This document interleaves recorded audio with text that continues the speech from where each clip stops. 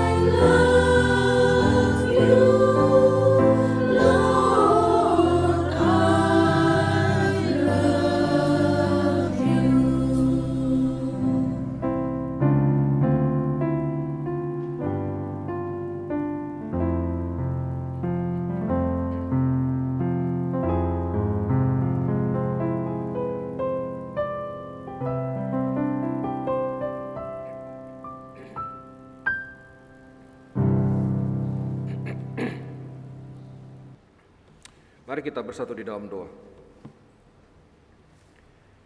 Bapa Sorgawi, Tuhan kami yang hidup, nyatakanlah isi hatimu kepada kami anak-anakmu.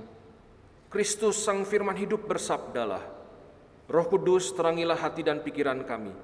Kiranya ucapan mulut hambamu dan perenungan hati kami semua berkenan kepadamu, ya Tuhan Allah, gunung batu dan penebus kami yang hidup. Amin.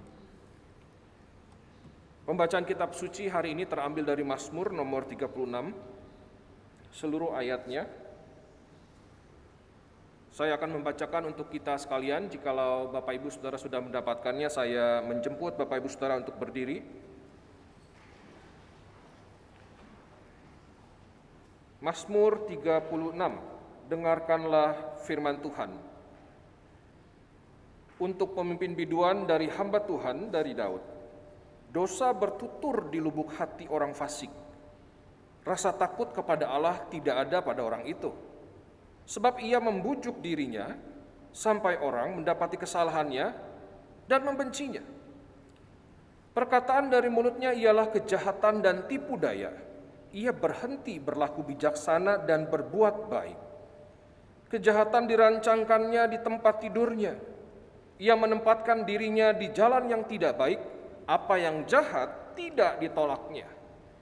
Ya Tuhan, kasih setiamu sampai ke langit, setiamu sampai ke awan. Keadilanmu adalah seperti gunung-gunung Allah. Hukummu bagaikan samudra raya yang hebat. Manusia dan hewan kau selamatkan, ya Tuhan. Betapa berharganya kasih setiamu, ya Allah. Anak-anak manusia berlindung dalam naungan sayapmu. Mereka mengenyangkan dirinya dengan lemak di rumahmu. Engkau memberi mereka minum dari sungai kesenanganmu. Sebab padamu ada sumber hayat. Di dalam terangmu kami melihat terang. Lanjutkanlah kasih setiamu bagi orang yang mengenal engkau, dan keadilanmu bagi orang yang tulus hati. Janganlah kiranya kaki orang-orang congkak menginjak aku, dan tangan orang fasik mengusir aku. Lihat, orang-orang yang melakukan kejahatan itu jatuh. Mereka dibanting dan tidak dapat bangun lagi. Berbahagialah setiap orang yang mendengarkan firman Allah dan yang memeliharanya. Namun Tuhan pelita bagi kakiku dan terang bagi jalan. Haleluya. Haleluya, haleluya, haleluya.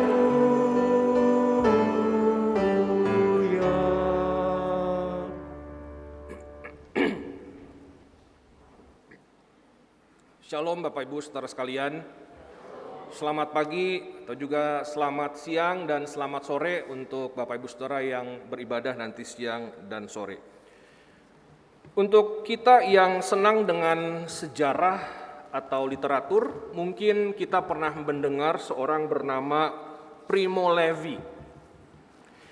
Levi ini adalah seorang Yahudi Italia. Di usianya yang ke-24 tahun, kalau 24 tahun itu biasanya di kita mungkin baru awal-awal kerja gitu ya, kira-kira 24 tahun, Levi dikirim ke Auschwitz. Kita tahu bahwa Auschwitz adalah kamp konsentrasinya Nazi. Dan Levi itu mengisahkan kisah nyata Holocaust, pembantaian sekitar 6 juta orang Yahudi yang ia alami. Ia salah satu orang yang berhasil survive, keluar hidup dari mimpi buruk, salah satu mimpi buruk di dalam sejarah peradaban manusia. Dan Levi itu menuliskan beberapa buku dan di dalam memoar-memoarnya dia mengisahkan apa yang ia alami. Di salah satu bukunya ia mengatakan bahwa Levi ini beruntung karena dia baru tahun 1944 dideportasi ke Auschwitz. Kenapa beruntung? Karena di situ perang sudah berakhir, sehingga pada waktu itu Nazi itu mempertahankan para pekerja ini, para buruh-buruh Yahudi yang mereka pandang berharga. Nah, Levi ini seorang ahli kimia, Bapak Ibu Saudara sekalian, sehingga oleh Nazi dipandang sebagai orang yang bernilai, yang berharga. Namun tetap saja, saudara-saudara, dari 650 orang yang berangkat bersama Levi naik kereta untuk menuju ke Auschwitz, hanya 20 orang yang selamat. Bayangkan, dari 650 orang yang berangkat, hanya 20 orang yang selamat, salah satunya adalah Levi.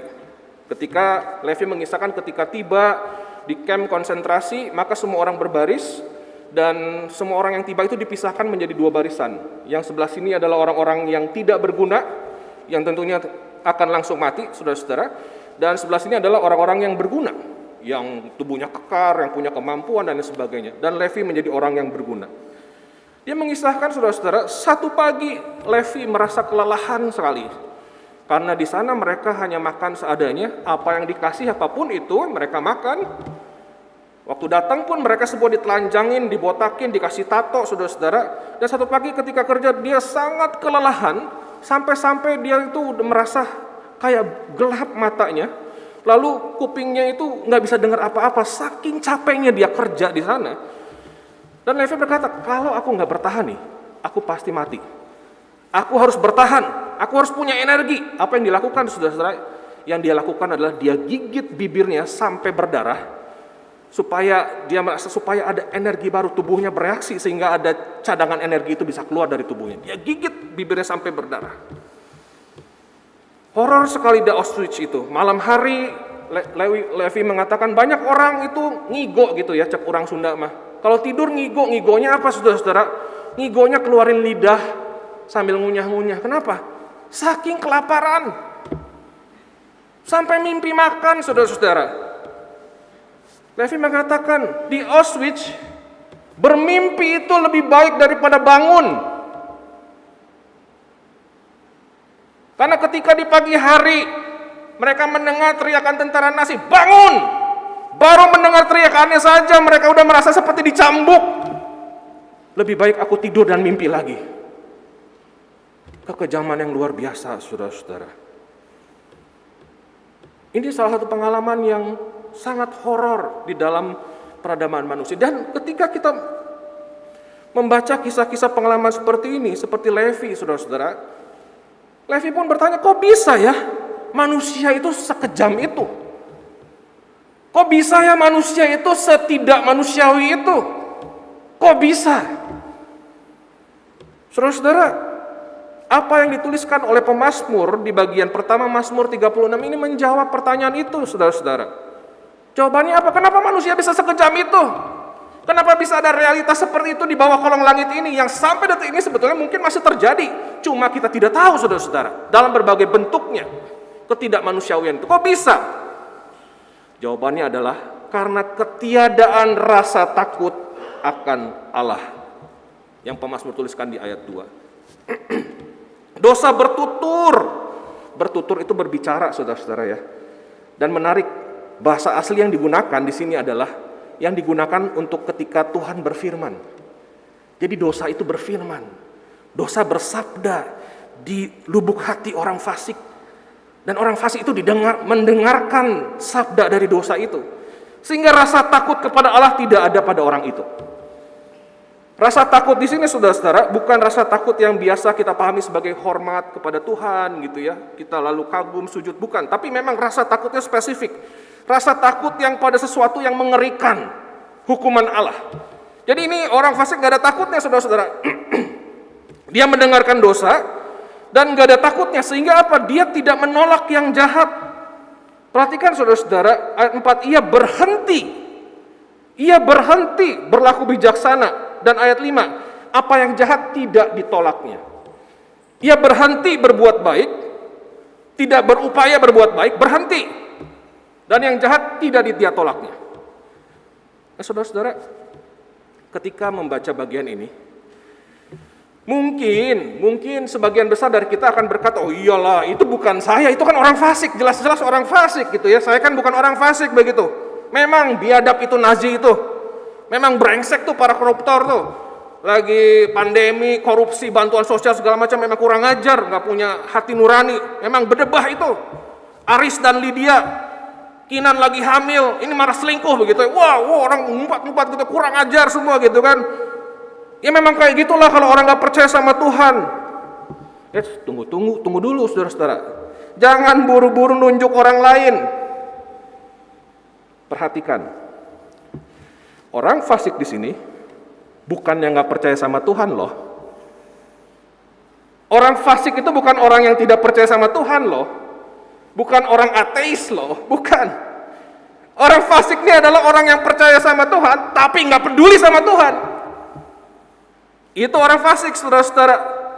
Ia percaya bahwa Tuhan itu ada, tapi who cares? It's my life, it's my dream, not his dream. Ini hidupku, bukan percaya sama Tuhan. Kalau kita ditanya, saudara-saudara, mungkin kita ditanya semua di sini, saudara percaya sama Tuhan nggak? Saya yakin nggak ada yang nggak jawab nggak percaya. Semua percaya sama Tuhan pasti. Tapi ketika kita percaya sama Tuhan, apakah kita peduli sama Tuhan? Oh, belum tentu, saudara-saudara, belum tentu. Seorang anak remaja, kalau ditanya, nah kamu percaya nggak itu papa dan mamamu? Oh percaya, 100% saya percaya, itu papa mama saya. Kamu peduli nggak sama mereka? Belum tentu ya, saudara-saudara ya. Dikasih tahu juga ngebandel segala macam, anak remaja yang rebellious begitu ya, kadangkala ya. Dia percaya itu papa mamanya, tapi dia nggak peduli. I don't care. Iya, papa mama, terus so what gitu loh. Sangat mungkin saudara-saudara kita percaya pada Tuhan, tapi nggak peduli pada Tuhan. Misalnya, sebagai orang tua, kalau ditanya nih, orang tua Kristen, saudara percaya nggak kalau anak itu anugerah Tuhan? Oh pasti percaya. Saya yakin nggak ada yang nggak percaya kalau ditanya, saudara-saudara. Tapi peduli nggak sama apa kehendak Tuhan buat anak-anak saudara? Oh belum tentu. Pokoknya papa mau kami ambil jurusan X ya, di kampus Y. Pokoknya titik. Pokoknya kamu mesti sekolah di situ. Pokoknya kamu mesti terusin bisnis papa. Pokoknya mama mau kamu jadi pelawak. Semuanya tentang saya. Percaya anak anugerah Tuhan? Percaya, haleluya, amin, puji Tuhan. Tapi peduli sama kehendak Tuhan atas anak? Tak dulu. Kita bisa percaya, tapi belum tentu peduli pada Tuhan dan kehendaknya. Dalam mengelola uang dan waktu misalnya. Kalau kita ditanya, percaya nggak uang dan waktu adalah anugerah Tuhan? Oh pasti percaya semua. Pasti percaya. Tapi peduli nggak sama apa kehendak Tuhan atas waktu dan uang kita? Oh, belum tentu, saudara-saudara. Wah, dapat cuan banyak nih. Tahun ini, akhir tahun kemarin dapat bonus banyak. Beli apa ya? Pengen beli apa ya? Gitu. Yang kita pikir apa? Pengen beli apa? Begitu, saudara-saudara. Ketika kita punya waktu dan uang, yang katanya adalah anugerah Tuhan, titipan Tuhan. Tapi kita peduli sama kehendak Tuhan? Belum tentu, saudara-saudara. Manusiawi kok, saudara-saudara, kalau kita punya keinginan itu manusiawi. Selama kita masih manusia nih, kita punya banyak keinginan itu manusiawi. Tapi toh nggak semua keinginan mesti selalu diikuti, bukan? Nggak mesti semua kehendak kita yang harus diikuti, bukan? Oktober lalu saya ngalamin satu musibah kecil, saudara-saudara. Musibahnya apa? Musibahnya dari waktu ke waktu saya suka buka casing HP saya supaya nggak kotor, dibersihin gitu ya. Dan pada waktu saya lagi buka, waktu buka begitu, saya lagi ketik-ketik balas chat, tergelincir HP saya, jatuh ke lantai, pecahlah HP saya. Aduh, udah paling nyesek ya, saudara-saudara ya. Kalau HP kita rawat baik-baik gitu kan, pakai casing, pas dilepas jatuh, pecah betul-betul belakangnya. Tapi fungsinya ajaibnya normal semua. Fungsinya semuanya normal, tidak ada yang berkurang sedikit pun. Waduh, lihat HP retak gitu, saudara-saudara. Malam itu juga saya langsung lihat toko-toko online gitu ya. Waduh, cari nih HP gitu ya. Istri saya udah komentarin, itu kan masih berfungsi kata istri saya gitu ya. Tapi saya nggak betah ngeliat retak begitu, saudara-saudara. Retaknya parah gitu. Nah, tapi waktu besok saat teduhnya, saya merasa tertampar. Saya merasa, ini mau beli HP keinginan apa kebutuhan sih? Pengen sih, tapi perlu nggak? Fungsinya masih berfungsi nggak? Masih. Jadi perlu nggak? Nggak. Oke, ya udah, nggak usah ya, nggak usah. Nggak jadi, tutup toko online. Berjalan 2 minggu, 3 minggu, ngelihat lagi, kepikiran lagi, saudara-saudara. Pergumulannya kagak beres, kepikiran lagi. Aduh, retak, lihat lagi toko online gitu ya. Aduh, nggak deh. Jalan seminggu, 2 minggu, kepikiran lagi, sampai saya ngobrol sama seorang sahabat saya, sahabat dari SMA, seorang Buddhis. Ngobrol-ngobrol tentang kehidupan dan macam-macam, kami sering ngobrol gitu ya, tentang iman, kehidupan dan lain-lain, sekalipun kami berbeda keyakinan. Lalu saya cerita tentang HP saya ini. Lalu dia bilang gini, bagus Dre, dia bilang, lu kudu jadi teladan buat jemaat lu, katanya. Waduh, dikotbahin sama teman saya yang seorang Buddhis, saudara-saudara. Dan saya merasa apa yang dia sampaikan itu adalah, ya itulah kehendak Tuhan. Puji Tuhan sampai saat ini saya belum ganti HP, saudara-saudara. Tapi apakah pergumulannya akan berhenti di sini? Belum tentu. Belum tentu, saudara-saudara. Bisa jadi 2-3 minggu lagi sekalipun fungsinya masih bagus, saya lihat-lihat lagi, saudara-saudara. Dan inilah yang namanya pergumulan. Ini pergumulan yang namanya, saudara-saudara. Pergumulan itu adalah sebuah dinamika di mana kita itu sedang berupaya nih. Kita punya keinginan. Tapi apa yang benar ya? Apa yang baiklah? Ini tarik-tarikan terus, saudara-saudara. Dan kita berupaya untuk menolak, melakukan apa yang bukan kehendak Tuhan. Itulah bedanya kita sama orang yang disebut orang fasik. Kalau orang fasik sudah tidak berjuang lagi, saudara-saudara. Dia berhenti berbuat baik, dia tidak menolak apa yang jahat. Jadi ini yang membedakan orang fasik dan orang-orang yang sungguh-sungguh mau ikut Tuhan. Yang membedakan adalah perjuangan. Orang fasik itu udah gak fight lagi. Ia tahu sih salah, tapi semua orang juga kan ngelakuin. Tahu sih itu bukan kehendak Tuhan, tapi gimana, susah. Ya udah deh, nggak usah fight, berhenti mencoba melakukannya, berhenti berupaya, berhenti bahkan mohon ampun ketika melakukannya. Ini orang fasik, saudara-saudara. Dan bukannya mustahil, orang-orang fasik ini ada di tengah-tengah gereja. Orang-orang yang sudah tidak mau fight untuk menghidupi ajaran Kristus. Saudara-saudara, banyak dari kita tahu, misalnya, pornografi itu salah. Banyak penelitian saintifik yang mengatakan pornografi itu merusak otak, mengganggu pernikahan, tapi menyenangkan, bukan? Dan konsumennya bukan cuma orang dewasa, bahkan sampai anak-anak SD sekarang dirusak oleh yang namanya pornografi. Anak SD, remaja, pemuda, bahkan orang yang udah lanjut usia. Banyak orang Kristen bergumul dengan hal ini tapi nggak berani membuka diri. Kenapa? Karena di dalam gereja ketika membuka diri yang dia dapat bukan support, tapi penghakiman. Tapi ada juga orang Kristen yang terbuka dan mengaku, ya nggak apa-apa lah, gue ngebokep dan lain sebagainya, ya nggak apa-apa. Semua orang juga ngelakuinnya kok, nggak apa-apa. Jadi mewajarkan tidak bergumul lagi. Nah ini orang fasik, saudara-saudara. Karena tidak lagi fight. Ketika kita berhenti berjuang untuk taat kepada Tuhan dalam segala hal, disitulah kita menjadi orang fasik.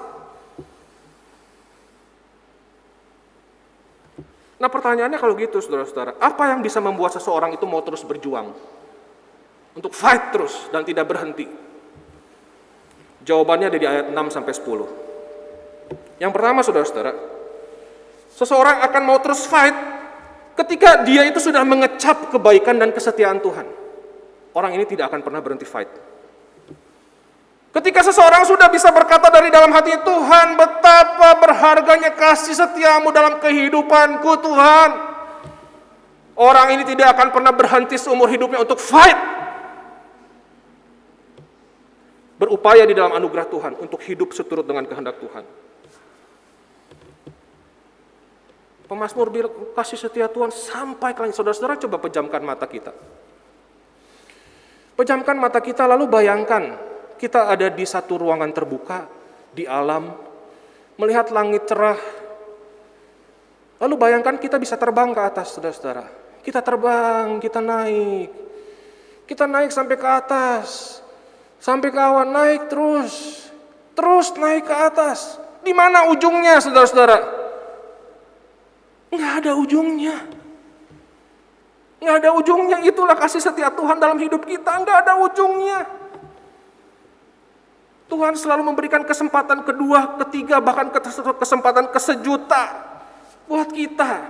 Dan ketika kita sudah ditakjubkan oleh itu, saudara-saudara, sampai akhir hidup kita, kita tidak akan pernah berhenti berjuang untuk menyangkal diri kita dan hidup bagi Yesus. Tidak akan pernah. Ketika kita menyadari hidup ini adalah anugerah Tuhan, saudara-saudara. Bukan hanya anugerah keselamatan, tapi hidup sehari-hari kita semua anugerah Tuhan, keluarga, kesehatan, pekerjaan. Kita nggak pernah akan berhenti untuk berjuang hidup bagi Tuhan. 2 hari yang lalu kita heboh ya, gempa besar banget ya saudara-saudara ya. Anak saya sampai nangis. Itu gempa memang luar biasa panjang sekali. Saya rasanya baru pernah mengalami gempa selama itu. Saya lagi kerja, loh kok bangku goyang-goyang, saya keluar, waduh di rumah di lukisan goyang-goyang, anak saya keluar, mobil lagi parkir goyang-goyang saudara-saudara. Betapa rapuhnya yang kita pikir kita bisa jejakkan kaki kita dengan tegak, kita pikir kita bisa berdiri dengan tegak di sini saudara-saudara, sesungguhnya semua ini adalah rapuh. Kalau kita bisa berdiri tegak hari ini, bukankah itu hanya karena anugerah Tuhan? Hanya karena kasih setia Tuhan. Ketika kita sadari itu, tak akan pernah sedikit pun kita berhenti untuk berjuang mengikut Tuhan. Yang kedua, saudara-saudara, selain kasih setia Tuhan, apa yang membuat seseorang bisa terus berjuang mengikut Tuhan? Selain kasih setia Tuhan, yaitu kesadaran akan keadilan Tuhan. Saudara-saudara, pemazmur bukan hanya ngomong tentang kasih setia Tuhan, dia juga bicara tentang keadilan Tuhan. Dia dibilang keadilan itu seperti gunung keadilanmu ya Allah, seperti gunung-gunung Allah katanya. Kalau kita lihat gunung, apa sih yang ada di benak kita saudara-saudara? Bukannya naik ke gunung, bukan ya saudara-saudara, tapi kita dari jauh melihat gunung. Apa yang kita bayangkan? Gunung itu kokoh. Gunung itu tidak bisa tergoyangkan. Gunung itu nggak bisa ada yang goyahkan. Dia tetap berdiri di situ. Keadilan Tuhan digambarkan seperti itu, saudara-saudara. Keadilan Tuhan itu tidak bisa digoncangkan. Hukum Tuhan akan dia tegakkan. Tuhan tidak akan melepaskan orang yang bersalah, saudara-saudara. Karena dia adalah Allah yang adil. Ada konsekuensi untuk setiap kejahatan yang kita perbuat. Kalau kita merasa kok orang jahat kok makmur-makmur aja gitu ya, tinggal tunggu waktu, saudara-saudara. Keadilan Tuhan itu seperti gunung, tidak bisa digoncangkan, pasti ada konsekuensi dari kejahatan. Pasti ada, tinggal tunggu waktu. Karena itu ketika seseorang tidak lagi menolak yang jahat, saudara-saudara, yang dialami hanyalah kehampaan dan pada akhirnya kematian kekal. Pemazmur bilang di dalam dirimu adalah sumber, engkau adalah sumber hayat, sumber kehidupan. Keadilan Tuhan itu nyata, saudara-saudara. Kalau kita ngerasa, kita tahu nih, hidup kita penuh dengan dosa gitu ya. Dalam arti begini, bukan berarti kita yang lain gak berdosa, bukan. Tapi maksudnya kita tahu, saya udah gak berjuang lagi nih.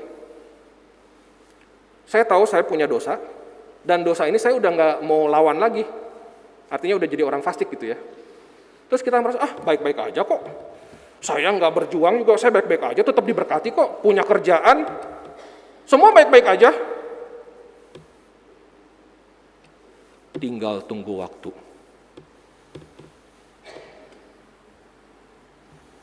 Tapi Tuhan tidak mau kita mengalami ini, saudara-saudara. Tuhan nggak mau kita itu berakhir pada kematian kekal. Tuhan tidak mau karena Dia sangat sayang sama kita. Itulah sebabnya 2000 tahun yang lalu Dia jadi manusia. Menderita, mati, disalibkan 2000 tahun yang lalu. Dan di salib itulah kasih setia Tuhan dan keadilan Tuhan berjumpa di dalam diri Yesus, di dalam pengorbanan Yesus. Di satu sisi Dia tidak bisa melepaskan orang yang bersalah karena itu harus ada yang mati. Di sisi lain, Dia sangat menyayangi manusia. Karena itulah Dia sendiri yang harus datang ke dunia ini untuk menggantikan kita. Saudara-saudara, ketika kita melihat salib Kristus,